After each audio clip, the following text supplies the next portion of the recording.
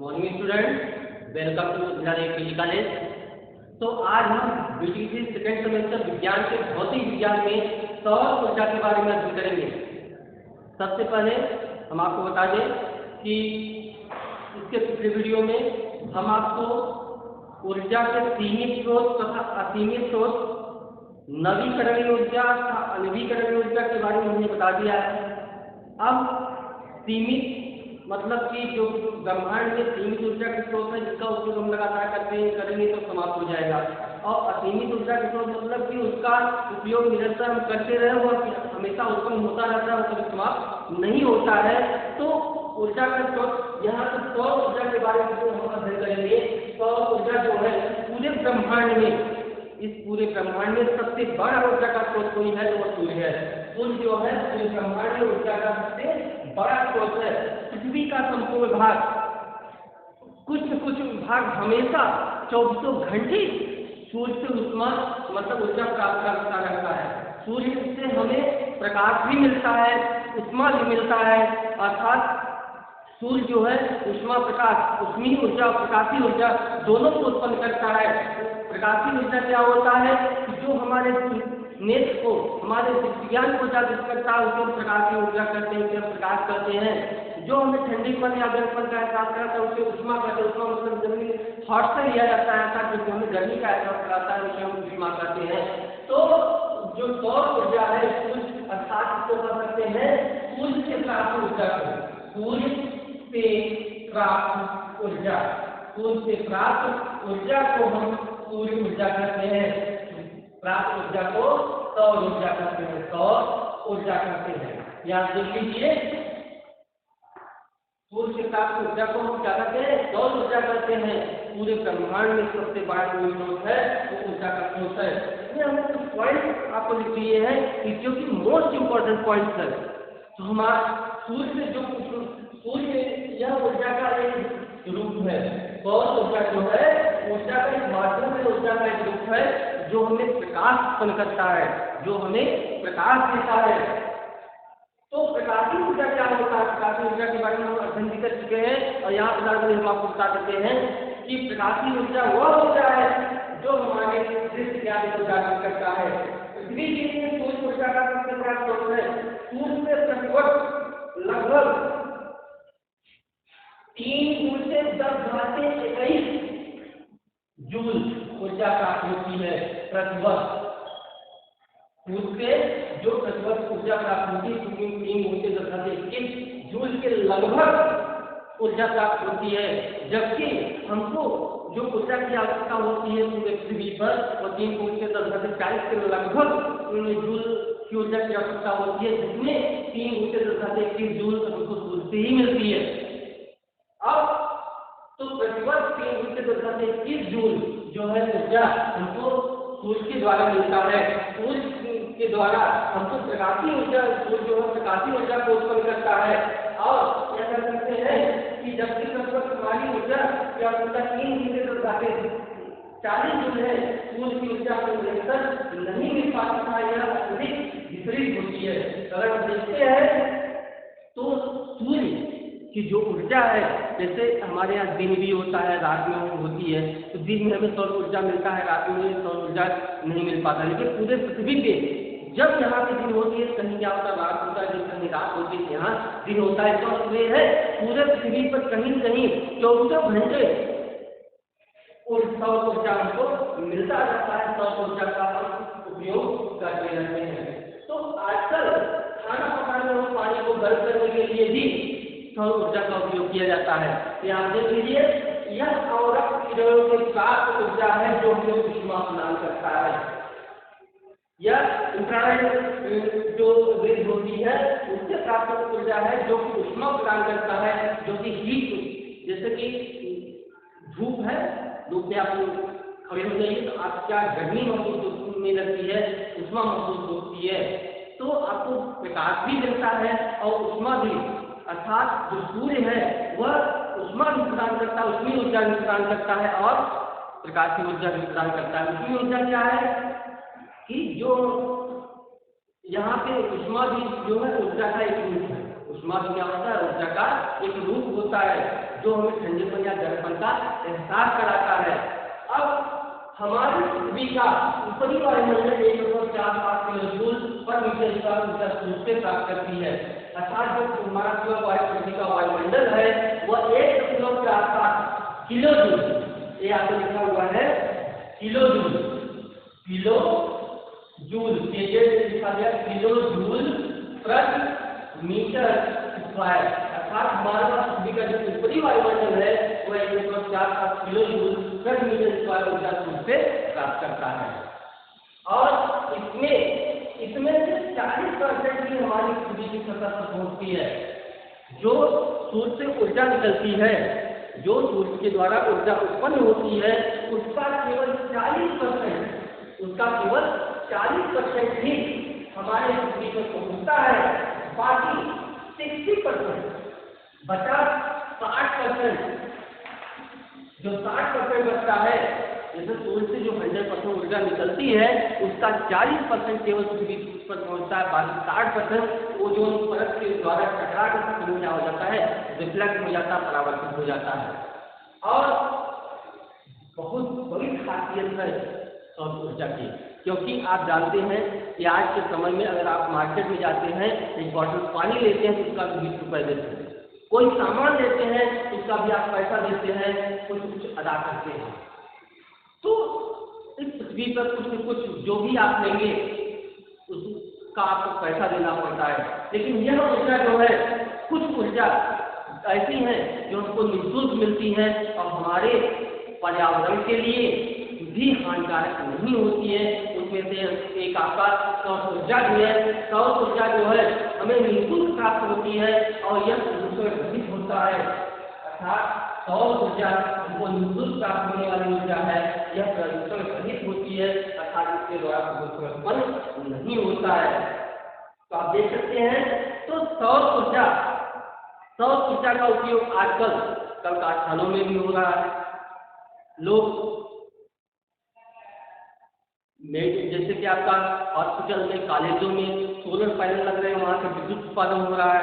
तो आजकल आज प्रेजेंट टाइम अगर देखा जाए सौर ऊर्जा का उपयोग अधिक हो रहा है। क्यों? क्योंकि आने वाले समय में जो आपके सीमित ऊर्जा के स्रोत हैं, अगर उनका उपयोग लगातार होता रहा तो वह एक दिन समाप्त हो जाएंगे, जिससे मानव जीवन को बहुत कठिनाई का सामना करना पड़ेगा। इसलिए हम कुछ असीमित ऊर्जा के स्रोत का उपयोग कर रहे हैं और आगे करेंगे भी। और इसमें से जो आपके सौर ऊर्जा से चलने वाले हैं, जैसे सोलर सूपर हो गया, सोलर सेल हो गया, सौर हो गया, ये सब जो होते हैं वो सौर ऊर्जा से चलते हैं, सोलर एनर्जी से चलते हैं। और यहाँ पे जैसे कृत्रिम उपग्रह अगर देखा जाए, आपको कृत्रिम उपग्रह जो होता है, सैटेलाइट जो होती है, वह भी वहाँ पे सोलर ऊर्जा का उपयोग किया जाता है, क्योंकि वहाँ पे डीजल, पेट्रोल या फिर कोई अन्य ईंधन नहीं लगा होता। वहाँ पे बड़े बड़े पैनल लगे होते हैं जो कि कृत्रिम उपग्रह में वह सोलर एनर्जी को एब्जॉर्ब करके वहाँ से एनर्जी लेते हैं, जिससे कि सैटेलाइट वर्क करता है, सैटेलाइट आपका काम करता है। अब बात करते हैं कि सौर ऊर्जा का विशाल स्रोत है, जिससे हम निरंतर विभिन्न ऊर्जा प्राप्त करते हैं। पृथ्वी सूर्य से अधिक मात्रा में ऊर्जा प्राप्त करती है, किंतु उसकी बहुत कम मात्रा में 20% पहुंचती है। जैसे कि अभी हमने आपको बताया कि सूर्य आपकी पृथ्वी जो है सूर्य से अत्यधिक ऊष्मा प्राप्त करती है, अत्यधिक ऊर्जा प्राप्त करती है, लेकिन उसका कुछ % ही पृथ्वी तक पहुंचता है, बाकी अन्य भाग क्या हो जाता है, ओजोन परत से टकरा करके पुनः रिटर्न हो जाती है। एक तरीके से अगर देखा जाए, जो ओजोन परत है वह आपका सुरक्षा कवच है। क्या है? सुरक्षा कवच है, क्योंकि सूर्य से इतनी ऊर्जा प्राप्त होती है। जब 40% में ये हाल होता है कि आज के समय में अगर देखा जाए, धूप जब होती है तो जीव जंतु मनुष्य का क्या हाल हो जाता है, 40% में ही ये हाल हो जाता है। बाकी जब अन्य भाग की हम बात करेंगे, बाकी जब हम अन्य भाग की बात करेंगे तो वहाँ से एक तरीके से ओजोन परत जो होती है वो हमारे लिए सुरक्षा कवच का काम करती है। तो बात करते हैं सोलर कुकर की। सोलर कुकर, सोलर सेल, सौर जलकुंभ, फिटिंग उपग्रह, इन सब में सोलर ऊर्जा का अर्थात सौर ऊर्जा का उपयोग किया जाता है। सोलर कुकर की हम बात करते हैं तो सोलर कुकर जो होता है, सोलर कुकर घास और प्लास्टिक का चौकोर डिब्बा होता है जिसमें अंदर ऊष्मारोधी पदार्थ का अस्तर लगा होता है ताकि डिब्बे के अंदर से ऊष्मा बाहर न जा सके। इसमें क्या होता है, एक तरीके से हम आपको यहाँ पर बता देते हैं इस थोड़ा देखिए कि इस तरीके से चौकोर डब्बा होता है, यहाँ पे रिफ्लेक्टिंग मिरर लगा होता है, यहाँ पे रिफ्लेक्टिंग मिरर लगा होता है जो कि लाइट की पड़ती है ये डायरेक्ट रिफ्लेक्ट होकर के यहाँ पे पहुँचता है। तो ये आपका मान लीजिए सूर्य है या क्या है, सूर्य है। सूर्य से जब प्रकाश इस रिफ्लेक्टिंग मिरर में पहुँचता है तो यहाँ से टकरा करके यह इस बॉक्स में जाता है और यहाँ से ऊष्मा निकल नहीं पाती है। और सोलर कुकर के द्वारा हम खाना बनाते हैं तो यह सोलर कुकर की खासियत है कि इसमें दाल चावल सब्जी बना सकते हैं, रोटी आप नहीं बना सकते हैं। तो फिर भी अगर देखा जाए तो सोलर कुकर जो है इसमें खाना थोड़ा देर से पकता है लेकिन जो भी होता है स्वादिष्ट होता है, खराब नहीं है। तो यहाँ पर रिफ्लेक्टिंग मिरर लगा होता है, घास और प्लास्टिक का बॉक्स होता है, तो जो जिससे प्रकाश टकराने के बाद जाता है वो वापस नहीं आता है। सौर कुकर का उपयोग दाल चावल सब्जियां आदि बनाने के लिए किया जाता है। इसमें लगभग 100 डिग्री सेंटीग्रेड या 120 डिग्री सेंटीग्रेड तक ताप प्राप्त किया जा सकता है। सोलर कुकर में 100 डिग्री सेंटीग्रेड या 120 डिग्री सेंटीग्रेड का ताप प्राप्त किया जा सकता है। किसके द्वारा? सोलर कुकर के द्वारा।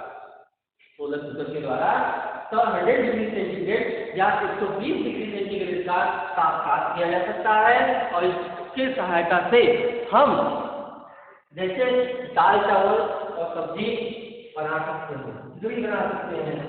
ठीक है, अब बात करते हैं सोलर सेल की। अब बात करते हैं सोलर सेल की। तो पहले आप पॉइंट नोट कर लीजिए, ये जो 5 पॉइंट है मोस्ट इंपोर्टेंट पॉइंट है, इस पॉइंट को आप नोट कर लीजिए। हम सोलर कुकर, सोलर सेल, सौर जलकुंभ और फिटिंग उपग्रह के बारे में हम आपको बताते हैं, पहले आप इसका नोट करें। तो यहाँ देखिए हम बात कर रहे थे सोलर कुकर की, हम बात कर रहे थे सोलर कुकर की, सोलर कुकर की बात कर रहे थे। यहाँ सोलर कुकर में होता क्या है, प्लास्टिक या घास का बॉक्स होता है और इसमें रिफ्लेक्टिंग मिरर लगे होते हैं। इसमें रिफ्लेक्टिंग मिरर लगे होते हैं। जब सूर्य से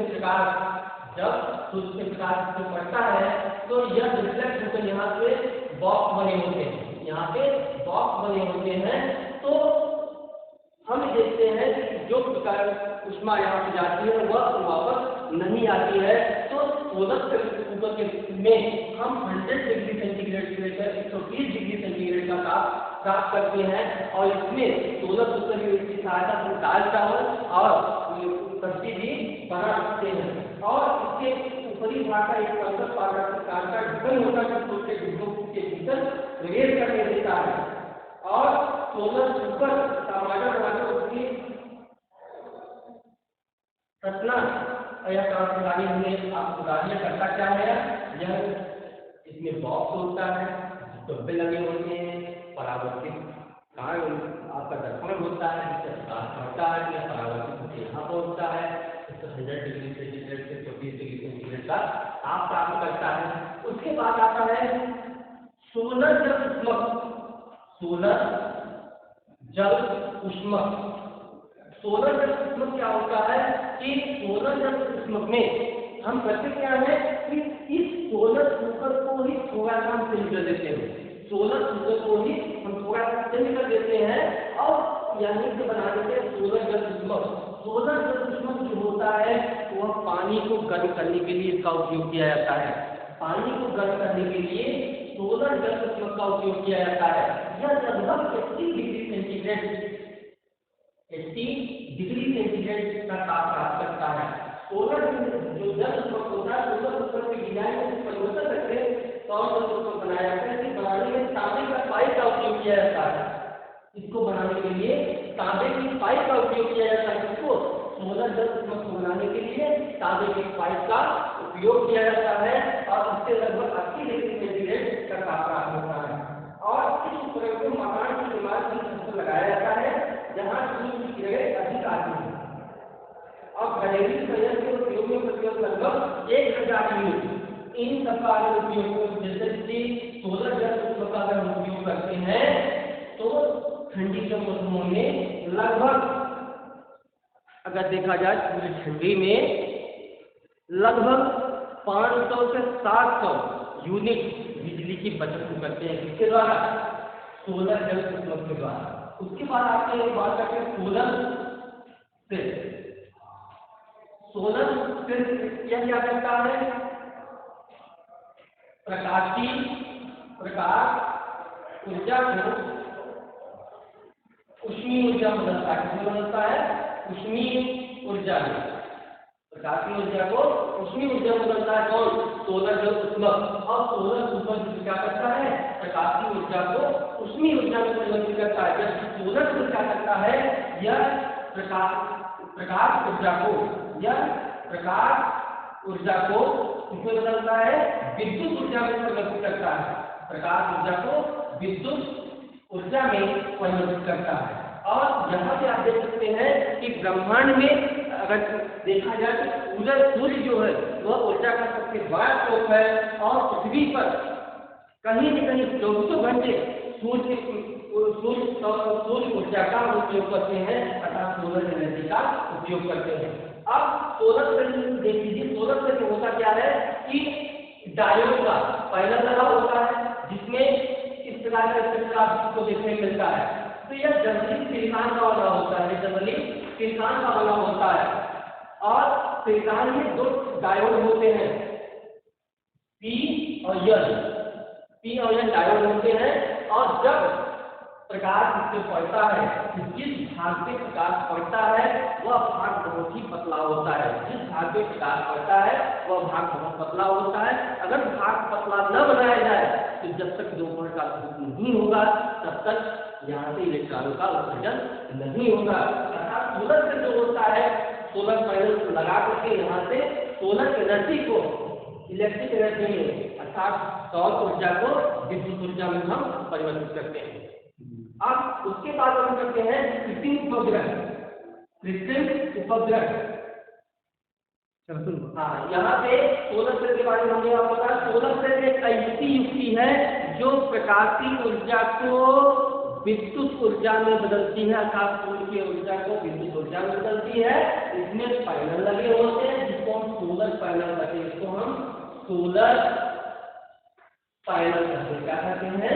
सोलर पैनल। यह सोलर पैनल जो होता है यह जनरली सिलिकॉन का बना होता है। तो जब इसके प्रकाश पड़ता है तो यहाँ से इलेक्ट्रॉनों का उत्सर्जन होता है जिसके द्वारा हमको विद्युत मिलता है, विद्युत धारा का।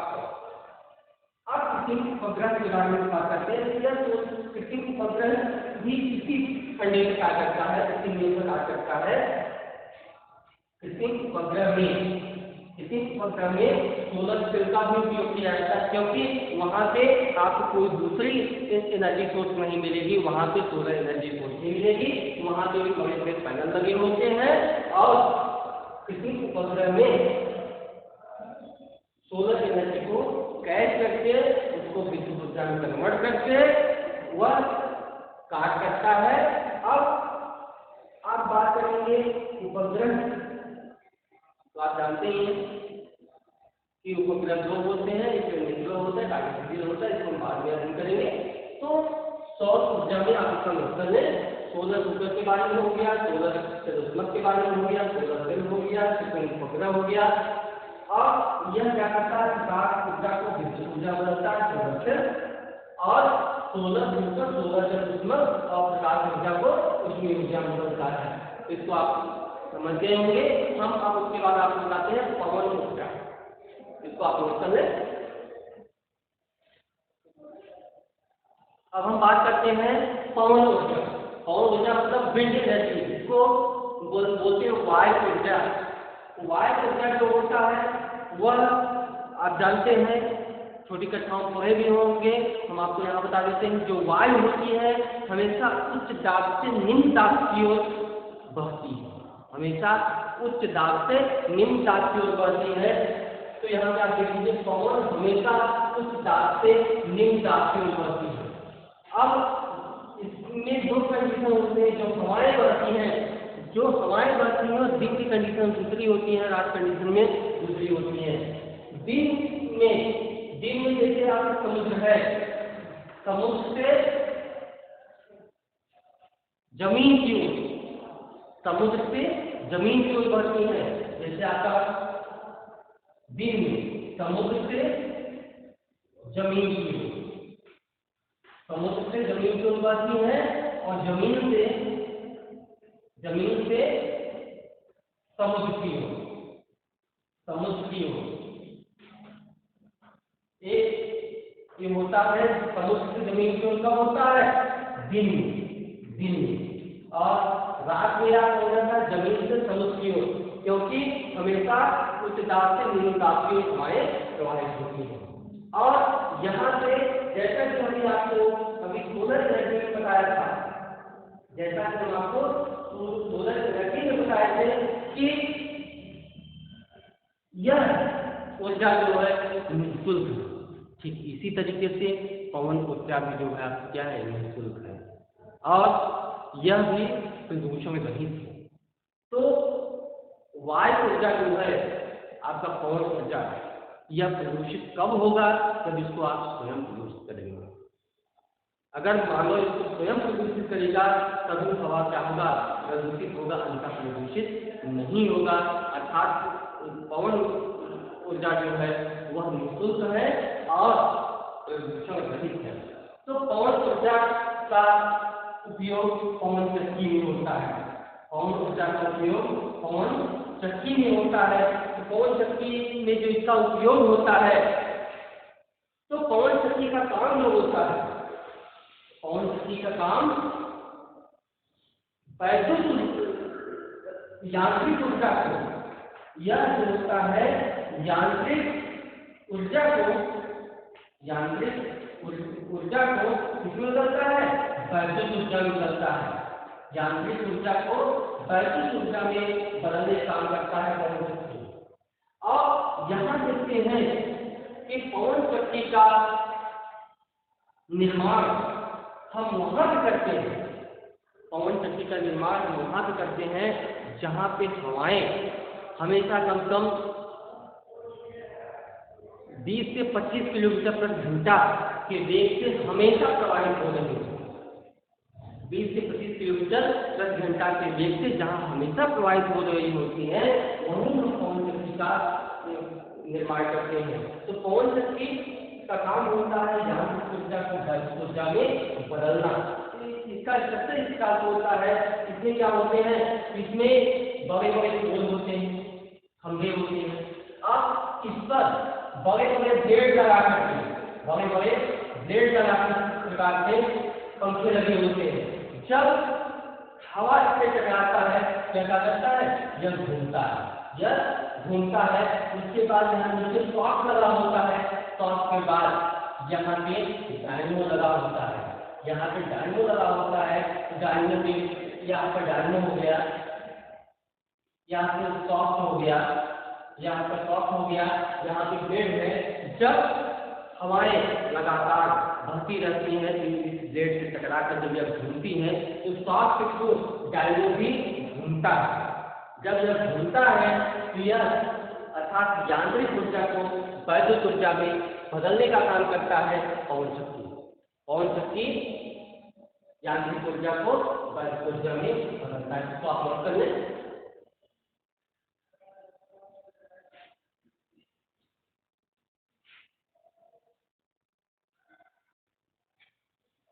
अब हम बात करते हैं जल ऊर्जा, जिसको हम वाटर एनर्जी कहते हैं। क्या कहते हैं? वाटर एनर्जी कहते हैं। जल ऊर्जा जो है वह भी असीमित ऊर्जा के स्रोत है। यह भी हमको क्या होता है? यह भी हमको निःशुल्क मिलता है। अगर देखा जाए तो जो नदियों का जल है, जो महासागर का जल है, सागर का जल है यह भी क्या है, निःशुल्क है। यहाँ करते क्या है कि बांध बना करके, यहाँ से बांध बना करके अब जल के स्थिर ऊर्जा गतिज ऊर्जा में परिवर्तन करके हम विद्युत का उत्पादन करते हैं। तो यहाँ से टरबाइन चला सकते हैं, टरबाइन के द्वारा हम क्या करते हैं, विद्युत प्राप्त करते हैं। यह क्या करता है, यांत्रिक ऊर्जा को, यांत्रिक ऊर्जा जो है वह वैद्युत ऊर्जा में बदलता है, वैद्युत ऊर्जा में। अब टरबाइन जो होता है, जैसे कि यहाँ पे बाढ़ बना देते हैं, या आपका बाढ़ है, यहाँ से जब आपका पानी निकलता है, यहाँ से या आपका बाढ़ है, या आपका वाटर है, जब यहाँ से पानी निकलता है उसके बाद यहाँ से टरबाइन होता है। जब टरबाइन में गिरता है तो यह रोटेट करता है, जब यह रोटेट करता है तो अर्थात यह क्या है कि इसकी एनर्जी अर्थात यांत्रिक ऊर्जा जो है वह इस टरबाइन से डायनेमो जुड़ा होता है, इस टरबाइन से डायनेमो जुड़ा होता है जो कि वैद्युत ऊर्जा में परिवर्तित करता है। यहाँ से अगर हम देखते हैं तो इस ऊंचे स्थान से जब पानी को गिराया जाता है तो जो स्थिर ऊर्जा होती है वह गतिज ऊर्जा में परिवर्तित हो जाती है। स्थिर ऊर्जा गतिज ऊर्जा में परिवर्तित होकर के टरबाइन में गिरता है, इसको रोटेट करता है, जिससे वैद्युत ऊर्जा प्राप्त होती है। तो अर्थात जल ऊर्जा जो है वह भी हमारे जीवन में बहुत ही महत्वपूर्ण है। अब बात करते हैं नाभिकीय ऊर्जा की। अब बात करते हैं नाभिकीय ऊर्जा, नाभिकीय ऊर्जा जिसको हम न्यूक्लियर एनर्जी कहते हैं, न्यूक्लियर एनर्जी कहते हैं। तो न्यूक्लियर एनर्जी नाभिक का परमाणु का समस्त भाग, परमाणु का समस्त भाग जो होता है वह नाभिक में केंद्रित होता है। तो इसका मतलब जो संपूर्ण ऊर्जा है वह क्या होगा, उसके नाभिक में ही होगा। तो अर्थात परमाणु का समस्त भाग उसके केंद्र में होता है, उसके केंद्र में होता है। अर्थात समस्त ऊर्जा, अर्थात समस्त ऊर्जा केंद्र में उपस्थित होती है, उपस्थित होती है, जिसे नाभिक कहते हैं, जिसे नाभिक कहते हैं। यहाँ देख सकते हैं कि परमाणु का जो समस्त भाग होता है वो उसके नाभिक में स्थित होता है, संपूर्ण ऊर्जा जो होती है उसके नाभिक में उपस्थित होती है। तो इसका मतलब यह है कि इन नाभिकों के टूटने अथवा संयोजित होने से, तो अर्थात नाभिक के टूटने या संयोजित होने से, या संयोजित होने से जो ऊर्जा उत्पन्न होती है, जो ऊर्जा उत्पन्न होती है उसे नाभिकीय ऊर्जा कहते हैं, उसे नाभिकीय ऊर्जा कहते हैं, उसे नाभिकीय ऊर्जा कहते हैं। या सीधा सीधा मतलब कहते हैं कि परमाणु का समस्त भाग जो होता है उसके केंद्र में होता है, अर्थात नाभिक में होता है। अर्थात उसकी संपूर्ण ऊर्जा जो नाभिक में होती है, नाभिक के टूटने या टूटने से जो ऊर्जा उत्पन्न होती है उसे हम नाभिकीय ऊर्जा कहते हैं। अर्थात कह सकते हैं कि नाभिकीय ऊर्जा का जो उपयोग होता है पानी के जहाजों एवं पनडुब्बियों को चलाने के लिए विद्युत उत्पादन में किया जाता है।